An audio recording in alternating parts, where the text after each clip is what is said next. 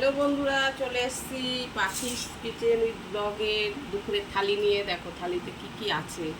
থালিতে আছে গরম গরম ভাত, আলু সেদ্ধ আর গাটি, মানে কচুমুখিও অনেকে বলে। যাই হোক, এটা মাখা করে খাবো। একদম মাখাইনি, গরম বলে রেখে দিয়েছি। আচ্ছা, তারপরে তোমাদের দেখাই এক এক করে। এখানে আছে বেগুন ভাজা, লম্বা লম্বা করে কেটে নিয়েছি বেগুন ভাজা, আর আছে উচ্ছে আলু ভাজা, আর রয়েছে এখানে আলু দিয়ে গাঁটি দিয়ে তরকারি। খুব সুন্দর হচ্ছে কালারটা, খেতেও খুব ভালো হবে। আর আছে এখানে ডাল মাখনি, সকালবেলা করা হয়েছিল, খেয়ে এইটুকু আছে। আর করেছি লাস্টে এই যে চাটনি, আমের চাটনি।